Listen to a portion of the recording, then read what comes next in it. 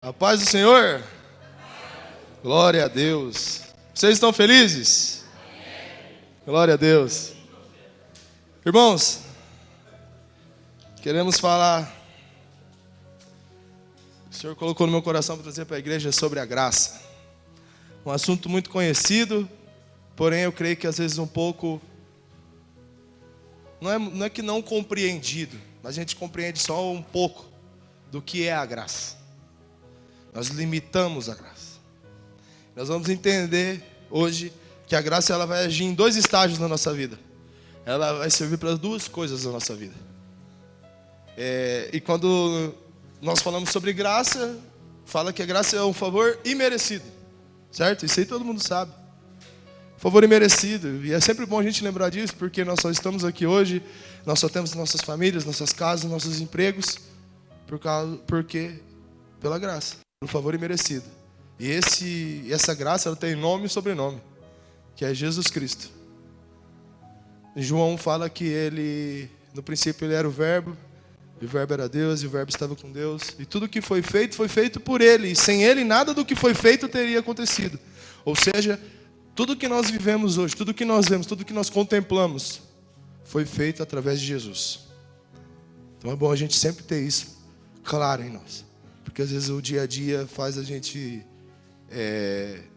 não é que dá glória para outra pessoa, mas esquecer a grandeza de Cristo na criação de tudo, no mundo, no contexto total. Amém? Quem trouxe sua Bíblia, abre em Efésios 2, versículo 8. E nós vamos ver o primeiro aspecto da graça. A graça, ela não é pelas obras. Tudo que nós fôssemos fazer, nada ia fazendo com que nós merecêssemos ela.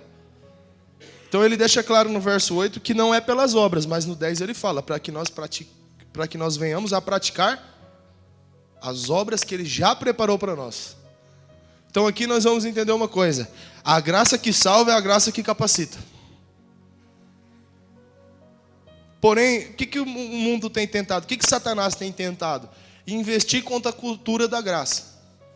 No verso 8 fala assim: olha, não são pelas suas obras, não é pelo seu merecimento. Não é porque você é bom, não é porque você é bonzinho. É porque eu sou bom. Deus fala para nós. Porque eu sou bom. Não é por você. Então isso nos dá um entendimento do quê? Que eu não posso fazer nada para merecer a graça. Ela apenas me é dada. Mas o mundo ele investe contra isso. Satanás ele tenta investir na cultura do mundo para que venha cultivar algo na nossa cabeça, para que nós não possamos desfrutar dessa graça. Que é aquele velho ditado: de graça, nem injeção na testa. Todo mundo já ouviu isso. Por quê? Porque isso faz a gente trabalhar pelo nosso esforço, pelo nosso merecimento.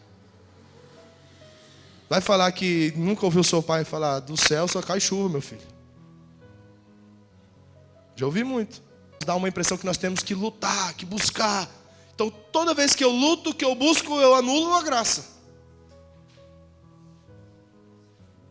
Então, o mundo ele tenta investir contra isso. Satanás ele tenta investir na cultura do mundo dessa forma. Quer outro exemplo? Dia 25 de dezembro. Onde o mundo celebra o possível nascimento de Jesus. Foi transformado num velhinho que dá presente. Páscoa, que é a ressurreição, foi transformado num coelho que bota ovo de chocolate.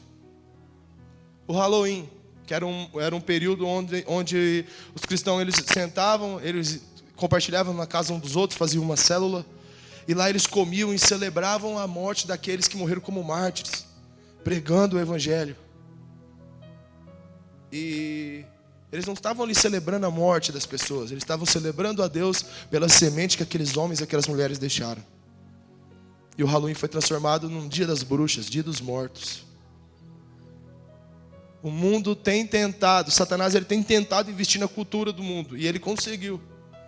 Mas ele não se contenta com o mundo. E aí ele está tentado investir na cultura da igreja, e tem conseguido, irmãos. Tomara que você não se sinta enquadrado no que eu vou dizer agora. Sabe onde ele tenta se infiltrar? Na onde que ele tenta investir? Que cultura ele tenta investir dentro da igreja? A do servir. Ô, vamos fazer uma célula? Ô, velho, eu não posso, cara, eu não sei falar. Ô, vamos fazer parte do louvor, eu não sei cantar. Ô, eu não sei tocar. Ô, vamos trabalhar no encontro com Deus, não posso, cara, eu não sei fazer isso, eu não sei fazer aquilo, eu não posso fazer aquilo. Ah, fulano faz tão bem, eu tenho até vergonha. Isso é a cultura que Satanás tem colocado dentro da igreja, isso daqui. Impedindo com que nós venhamos servir. Porque foi colocado algo na nossa cabeça que nós precisamos estar pronto para servir. Eu preciso saber tocar um violão para estar no louvor. Vai ter um período sim, irmãos. Mas nós precisamos dar o quê? O primeiro passo. Nós precisamos avançar. Não é esperar e não fazer nada. Ele tem matado pessoas nas cadeiras. Mortas na cadeira. Com essa cultura de que nós não estamos prontos. Realmente, você nunca vai estar pronto.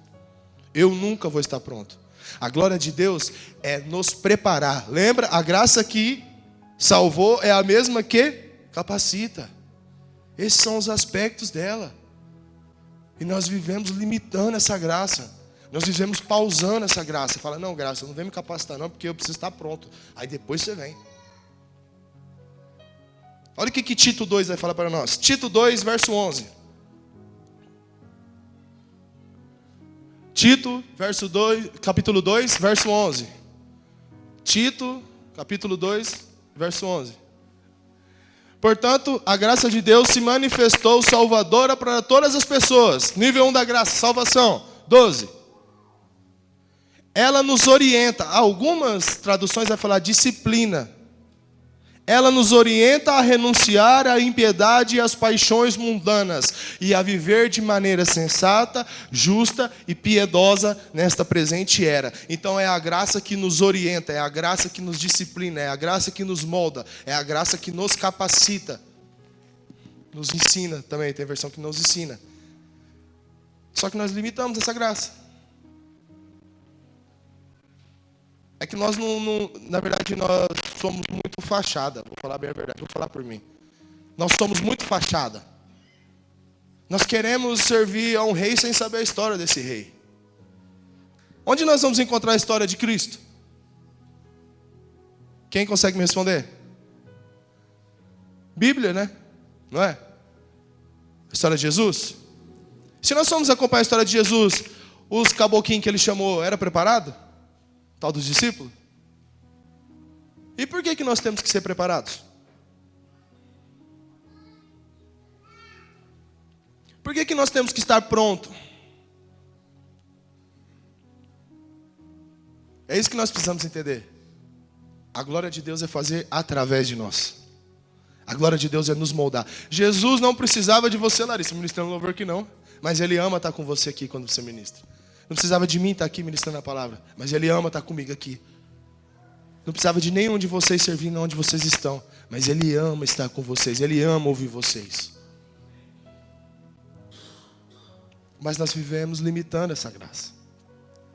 Eu fico vendo que nós esperamos assim, eu preciso ver algo sobrenatural para que as coisas andem, para que as coisas deslanchem. E eu fico vendo a conversão de Pedro, e eu sempre ouvi falar que, olha, Jesus chegou e falou para Pedro assim, joga a rede aqui, e ele falou assim, eu pesquei a noite toda. Eu pesquei a noite toda e não peguei nada, mas debaixo da sua palavra eu vou jogar. E Pedro pega uma rede cheia de peixe. Falei, mas daí é fácil, Jesus já chegou sumariano, já fazendo milagre e tudo mais. Mas não. Ele primeiro requer algo de Pedro. Falei, Pedro. Pedro veio pescar, estava destruído. Pedro estava arrasado, cheio de problemas. E ele vem de uma noite de pesca, frustrada. E Jesus fala assim, me empresta o seu barco. Imagina Pedro, frustrado, uma noite toda, sem pegar nada. E Jesus falando assim, Simão, me empresta o seu barco, cara. Sem se conhecer. E Pedro fica no barco e dá o barco para Jesus, serve de altar, de púlpito, para Jesus ministrar para as pessoas. E após esse passo de Pedro, aí que acontece. Após o sim de Pedro, nós falamos sim para Jesus, mas parece que o nosso contrato tem várias cláusulas que nós podemos falar não quando nós queremos. Nós entregamos, nós aceitamos Ele como Senhor e Salvador das nossas vidas, mas Chega tal dia e fala, ó, Jesus, eu não quero mais, eu vou trilhar meu caminho aqui. Nós não temos esse direito. Vocês não entenderam isso? Será que eu não entendi isso? Que eu não tenho esse direito de falar não para Ele? A palavra fala que nós somos reis com o coração de servo. E servo reinando com o coração, servo servindo com o coração de rei. Após eu ter aceitado Ele, após eu ter dito sim a Ele, eu sou dele. E eu tenho que viver para Ele. E a graça é dele que vai me preparar. A gente pega a história dos homens de Deus. Quem era alguma coisa? Quem era preparado? Quem estava pronto? Quem falava bem? A maioria era tímido igual nós. Jonas era tímido e foi levantado para destruir altares, levantar altares para Deus. Moisés era difícil com as palavras, falava bem, mas não gostava também. Fugitivo. Deus, ele fala assim, olha, ele chama Moisés e fala, ó, volta lá para aquela nação, que você está 40 anos fugindo de lá. Vai resolver seus problemas. Eu vou te levantar como uma voz para aquele povo. Você vai ser um canal. Através de você eu vou libertar pessoas. Você entendeu que nós somos Moisés aqui em Nova Olímpia? Libertando pessoas do cativeiro. O Egito é o quê? O mundo, gente. O Senhor precisa de nós para que nós possamos entrar no mundo. A graça que nós recebemos, nós não podemos segurar ela. Nós temos que fazer o quê? Liberar. É devolver essa graça. É levar essa graça até outras pessoas. Mas nós não. Nós vamos reter ela. Nós não aprendemos o que é ser canal. Foi pregado muito tempo, e eu já ouvi isso muito tempo, e glória a Deus que o Senhor me revelou isso, que a obra não é na minha vida, não é sobre a minha vida, é através da minha vida. É através da minha vida. O pastor sempre fala aqui, ó, tanto Deus quanto o diabo, ele precisa de um corpo e uma boca. Então a obra é através de nós, tanto bem quanto ruim.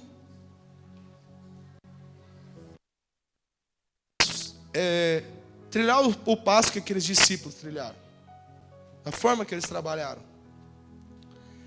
E algo interessante nessa história é que Jesus, ele todo o tempo que ele estava com aqueles homens, ele tratou eles como discípulos. Mas quando ele vai enviar eles, ele envia eles como apóstolos. E eu sou curioso, cara. Um dia eu ouvi falar, um corte, eu falei, cara, eu vou procurar, eu vou pesquisar a respeito disso. Sobre o cargo apóstolo. Não foi criado ali, ele vem de antes. E esse cargo foi criado pelos gregos. E ele consistia no quê?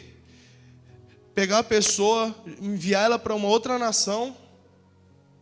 Esse aglomerado de pessoas aí, eles tinham dinheiro, eles eram inteligentes e tinham poder bélico, ou seja, poder militar, poder de luta. Eles entravam na nação e se infiltravam nela, eles aprendiam a cultura, eles sabotavam essa cultura e implantavam a cultura deles. Normalmente, esses apóstolos, isso daqui nós precisamos entender. Normalmente, esses apóstolos eram enviados para um lugar onde ia ser dominado e o imperador ou o rei ia visitar. Porque eles precisavam chegar no lugar e preparar para o rei. E eu falei, caraca, mano, esses discípulos, na hora que ouviram, vocês vão ser enviados como apóstolos, acho que eles tremeu na base. Falou, pera lá, porque os romanos invadiram Jerusalém com apóstolos também. Eles estavam preparando, por quê? Porque o imperador deles veio em Jerusalém. O imperador precisava se sentir em casa. Essa era a principal missão dos apóstolos, preparar o lugar. Olha, eu vou aprender a cultura, vou sabotar, vou implantar a minha cultura. Para o meu imperador chegar, ele vai se sentir em casa. E Jesus, ele pega e envia esses discípulos como apóstolos para o mundo. Para quê? Entrar no mundo, aprender a cultura do mundo, sabotar a cultura do mundo, instalar a cultura do reino, para que o rei venha. Temos sido apóstolos? Temos sabotado a cultura do mundo ou nós temos se rendido à cultura do mundo? Olha para dentro de você, pergunta isso para você mesmo.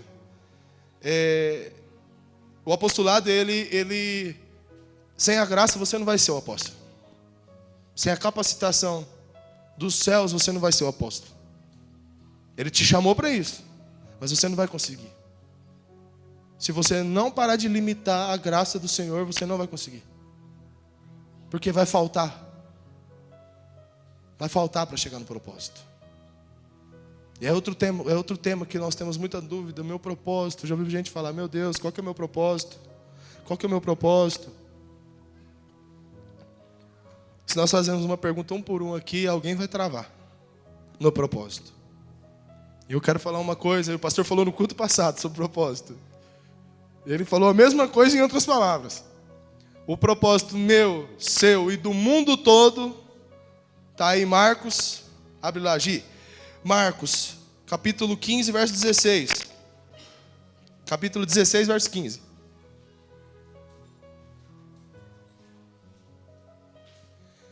Ele ordenou, enquanto estiverdes indo pelo mundo inteiro, proclamai o evangelho a toda criatura. Esse é o propósito mundial. É universal isso daí. Hoje é o meu, amanhã vai ser o do meu filho e de toda a nossa geração. E das próximas gerações e das antigas gerações.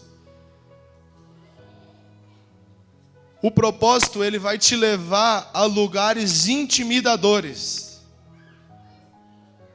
Ele vai te levar para lugares intimidadores. Para te moldar, para te preparar. E nesses lugares, muitos de nós temos parado, caído e ficado com medo, ou nem chegado a esses lugares. O Senhor vai te levar a lugares que vai intimidar você mesmo. Vai te gerar medo. Ele leva os discípulos a Cesareia de Filipe, e na frente desse povoado tem uma caverna com um altar.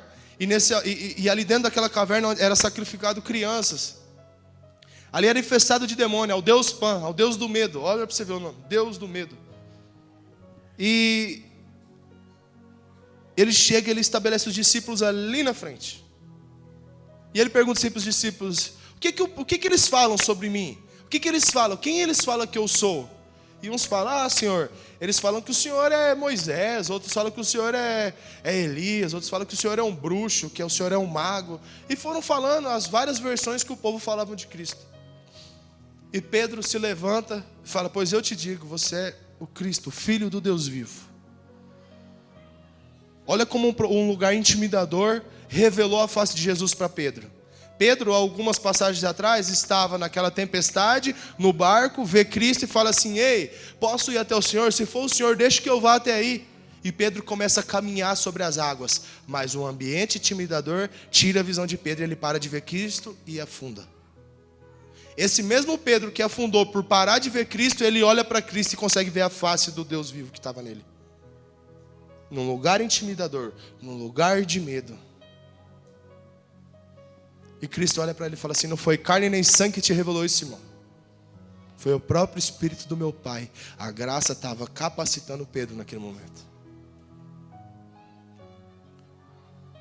Será que nesses ambientes de medo, nós temos avançado ou temos parado, igreja?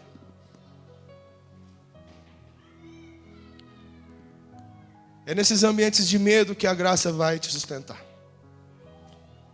A palavra fala em Coríntios, 2 Coríntios, que o poder de Deus ele se aperfeiçoa nas nossas fraquezas. É nesses ambientes que você vai ser moldado. Quando nós olhamos ambientes de medo, ambientes difíceis, nós olhamos a vida do apóstolo Paulo, que é um cara que sofreu mais que Paulo. Tudo que nós sofremos não vai dar uma unha do que aquele cara sofreu, gente. Onde ele ia, ele apanhava. Onde ele ia, ele era preso. Onde ele ia, alguém perseguia. E aquele cara nunca parou. Ele foi o maior homem do Novo Testamento. Ele rodou o mundo. Hoje nós, os gentios, ele foi levantado estritamente para nós, para os gentios. Que é ele que tirou o evangelho ali de dentro, de Jerusalém. Ele que levou esse evangelho para fora. Ele que correu Grécia, correu toda a redondeza. Ele sofreu as dores do nome de Cristo e nós não conseguimos sofrer essas dores. Algo, então tem que ser assolado, tem que ser preso? Não, irmão. É a injúria mesmo, alguém te injuria, alguém fala mal da sua vida. Nossas dores são bem menores no corpo físico. Mas nós não suportamos. Esses caras, eles suportaram tudo isso, sabe por quê? Graça, irmãos. Eles entenderam que a graça de Jesus bastava para eles e nada mais. Somente a graça bastava para eles. Eles não sabiam. Paulo fala que ele sabia o que era ter muito e sabia o que era ter pouco. Mas em tudo ele dava graças. Ele fala que aquele cara ele foi arrebatado ao terceiro céu. Ele começa a contar a história como se estivesse falando de outra pessoa. A humildade que ele teve ali, se fosse nós, meu Deus. Imagina Deus te levar, te mostrar o trono. Seu espírito, a hora que você baixasse no corpo, você ia sair falando. Até no Instagram você mandava, acabei de dar uma tour no terceiro céu. Mandava no WhatsApp, pastor, rapaz, duvido você ganhar dessa aqui agora. Que o crente ele gosta de bater a aposta, né? Ele gosta de disputar, né? Tô uma noite sem dormir, o cara falou assim, eu tô 10. Mas Paulo não. E para que ele não se exaltasse de tudo isso, foi dado um espinho na carne dele. Muita gente fala de espinho, que o espinho era isso, que era aquilo. Eu entendo que o espinho era ele sentir as dores mesmo do nome de Jesus. E ele não se exaltar com o que ele entregava, com o que Jesus entregava para ele. O espinho era Paulo, igual ele falou, ele teve muito. Todo mundo aqui sabe como é difícil altos e baixos, gente. Quando você está vamos falar num nível financeiro, você... Ou o negócio que dá medo é ouvir falar, baixar padrão de vida. Chega a arrepia. Você baixa tudo, menos o padrão. E Paulo, ele sabia o que era ter muito, ele sabia o que era ter pouco, ele sabia o que era ter muito, ele sabia o que era ter pouco. Imagina, ele chegar aqui e nós preparar um banquete para ele na outra cidade, nego maiar ele na pancada. Ele era desse jeito, altos e baixos. Porque ele entendeu que a graça bastava para ele, nada mais. Ele falou, eu vou sair, vou fazer o que o Senhor me mandou, vou por todo mundo, vou pregar o evangelho a toda criatura, e a graça dele vai me bastar e pronto, acabou. Mas nós limitamos essa graça. Nós não deixamos essa graça agir em nós da forma que ela agiu naqueles homens, em Paulo, em Pedro, enfim, em tantos outros. E Paulo, ele teve várias cicatrizes. Mas Paulo, ele entendeu que cada cicatriz do evangelho, era a autoridade sendo liberada na vida dele. Em cada área. E eu falo isso para vocês hoje, irmãos. Cada cicatriz nossa, cada deserto nosso vencido, é uma autoridade do céu sendo liberada na sua vida, para que você possa ser referência e ministrar sobre outras pessoas. Então não reclama do seu deserto, não. Seu deserto, literalmente, as professoras aqui vão entender. Seu deserto é uma faculdade de pedagogia. Quando você passar ele, você vai estar hábito a lecionar aquela matéria para outra pessoa. Você vai poder falar, ei, calma, eu já passei por aí.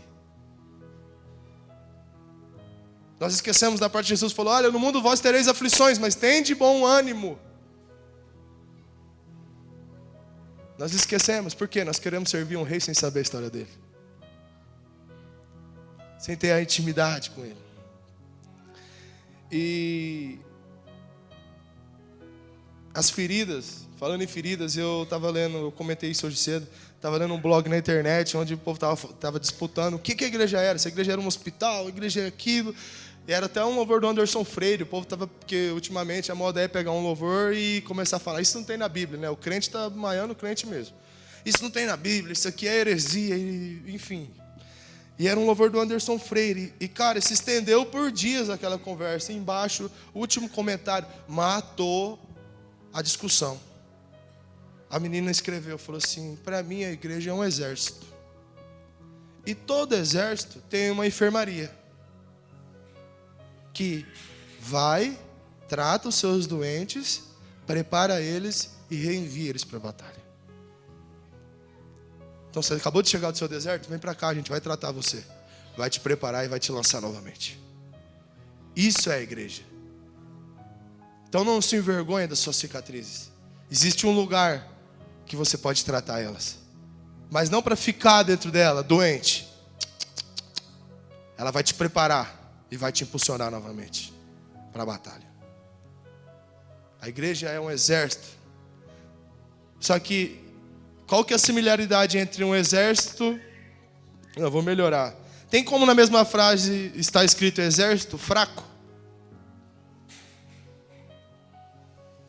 O exército ele passa sinônimo de algo forte, algo poderoso.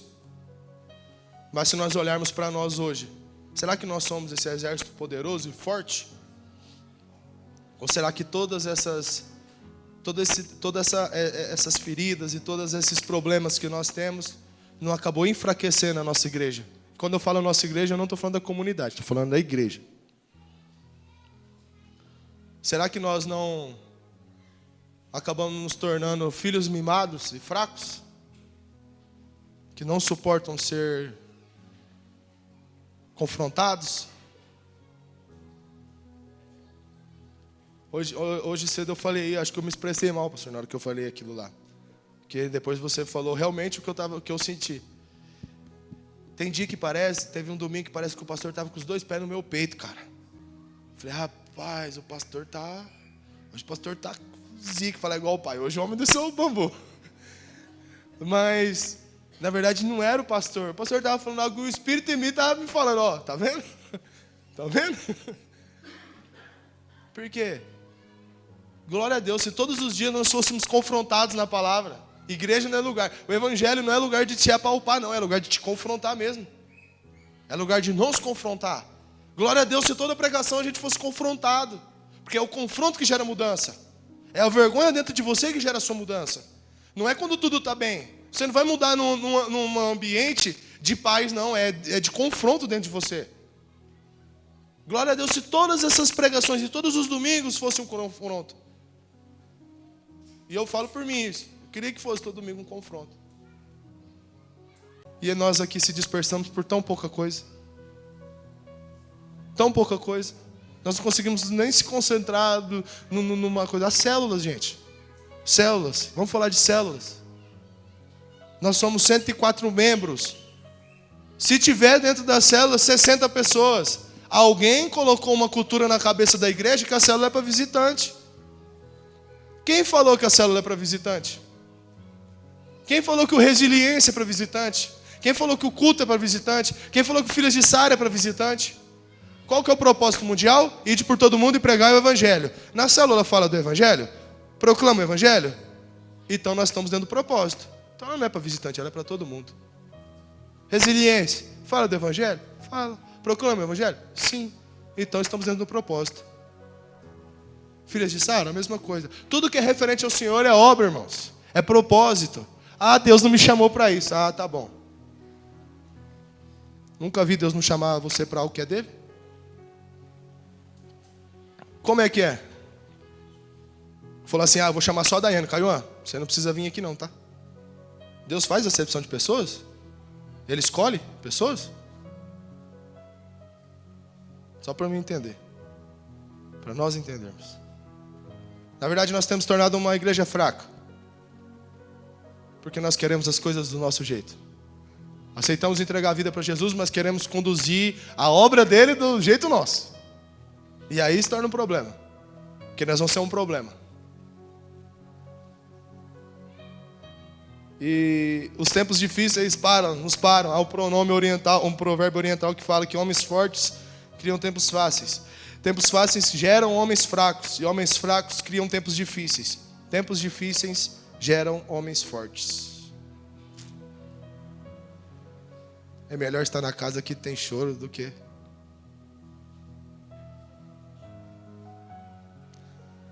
É a dificuldade, irmãos. É a dificuldade que vai nos reavivar. É a dificuldade que vai nos acordar. É a dificuldade que vai nos fazer entender que existe um Deus que está liberando graça sobre nós. Se toda vez que nós ouvirmos a palavra graça, apaga a palavra graça e coloca a palavra Jesus, que daí você para de limitar.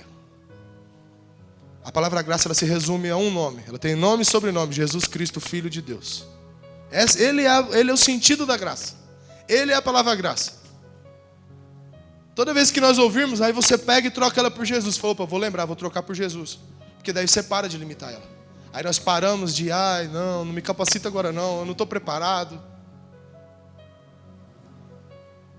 Os melhores homens, os maiores homens, eles avançaram em um período de crise.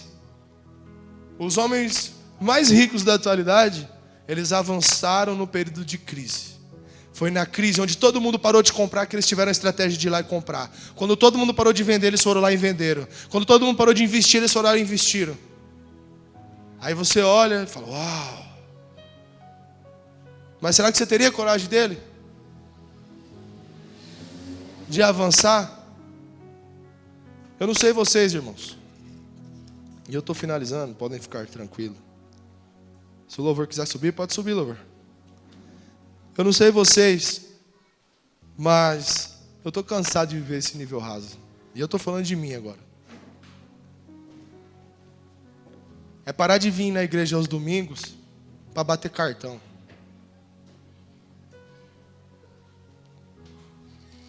Eu estou cansado de viver esse nível raso.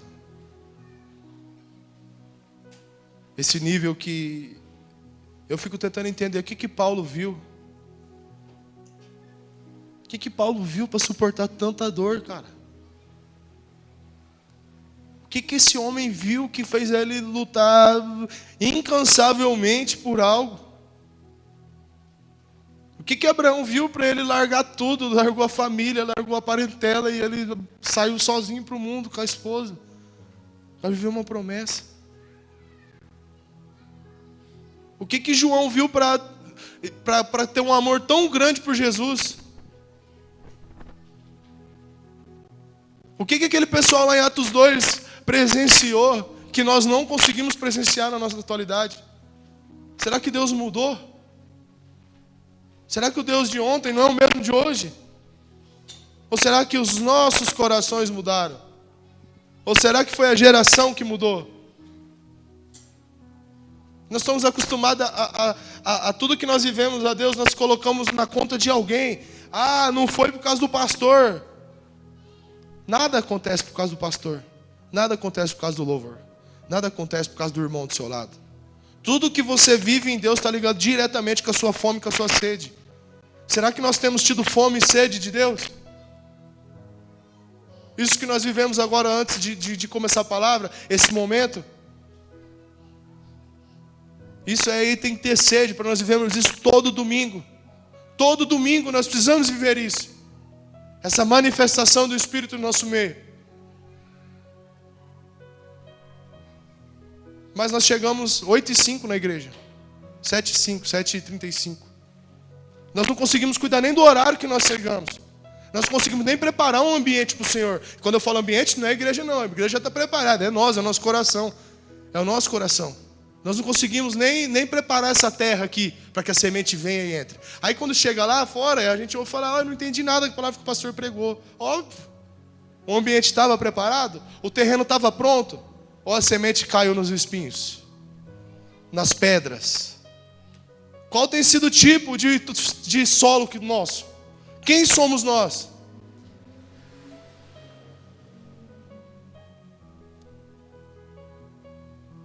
O Senhor faz, mas Ele primeiro quer isso aqui, ó. Eis-me aqui. Enquanto nós não dermos realmente as rédeas para o Senhor, a graça dele nunca vai manifestar na nossa vida, no seu completo. Ela já nos salvou, mas vamos parar de limitar a graça nisso. A graça é muito mais que isso.